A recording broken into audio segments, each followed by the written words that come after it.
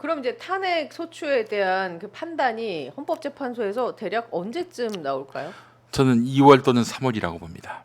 2월 또는 3월. 길지 않아요. 이번 거는 길 수가 없어요. 아니 이제 그렇게 되면 2월 또는 3월에 나와서 60일이라면은 그러면은 4월 5월. 아니면 5월 초죠. 그러니까. 예. 그럼 이제 4, 5개월 남았으니까 그 많이 남은 것도 보시면 아시겠지만은 문재인 대통령이 당선됐던 19대 대선이 5월에 있었죠. 2017년 5월 예. 9일에 있었습니다. 맞습니다. 그 무렵이 될 거예요 아마. 네. 예. 그 무렵에 그러니까 됐었죠. 이번에는 저는 그렇게 길게 갈 거라고 생각하지 않습니다. 저도 똑같은데 저도 이제 2월 뭐 전 늦어도 2월에는 나오지 않을까 저희 그렇게 생각을 하고 있거든요.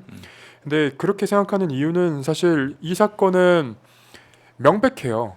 그러니까 박근혜 때랑 비교를 해보면 오히려 박근혜 때의 사건이 흐릿해 보일 정도로 이번 사건은 굉장히 명백하거든요. 근데 보수 평론가들 중에 일부는 180일도 끌 수 있다. 뭐 그건 이런- 이제 아니, 그분들의 그런 주장입니다. 네. 아니 네. 사실 뭐 6개월 이내에 판단해야 한다라고 그러는데 6개월 넘겨도 됩니다. 네. 뭐 그렇다고 뭐 그 6개월 넘겼다고 뭐 헌법재판관들이 뭐 감봉을 당하는 것도 아니고 예. 뭐 어디 일시 동안 일시적으로 뭐 구금 당하는 것도 아니고 뭐 어떤 처벌도 없어요.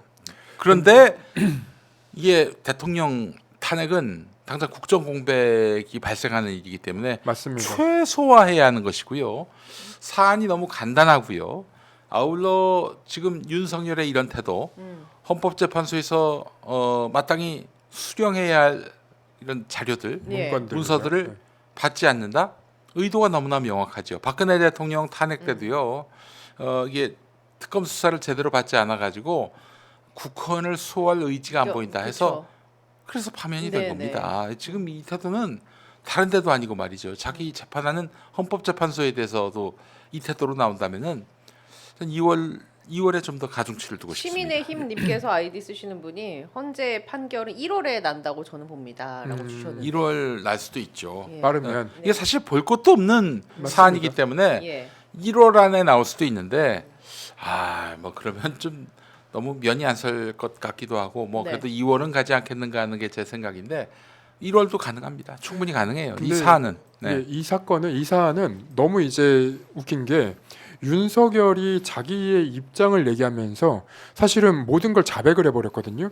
그러니까 직권남용 사건과 그리고 이게 국헌문란 사건 이거 두 개를 증명하기가 굉장히 어려워요. 왜냐하면 직권남용의 경우에는 이게 직권에 있냐 없냐가 사실은 재판에서 엄청 다퉈지거든요. 법적으로 해석의 여지가 있으니까 네.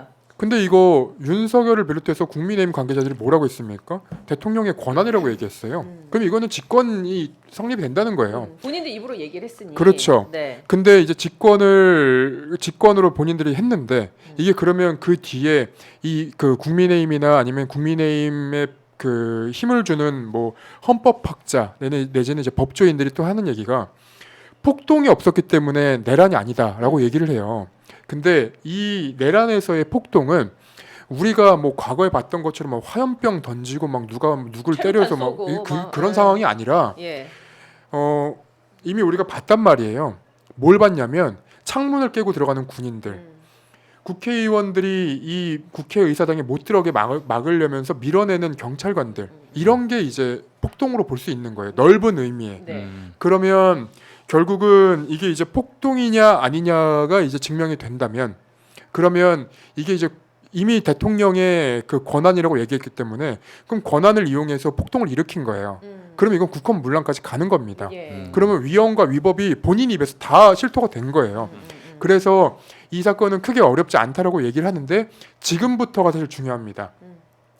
법조인들이 국민들의 눈을 속여서 이 사건은 굉장히 증명하기 어려운 사건이다라고 얘기하기 시작할 거예요. 그런 식으로 프레임을 잡아버리면 네, 본질과는 다르게 본질은 굉장히 명백하고 이걸 다루기가 쉬운 안건인데 이제 그런 식으로 프레임을 잡아가기 시작하면 잡아서 수사가 어려울 거다라고 이제 얘기할 텐데 그렇게 말씀하는 사람들은 저는 다 간첩이라고 봅니다. 네.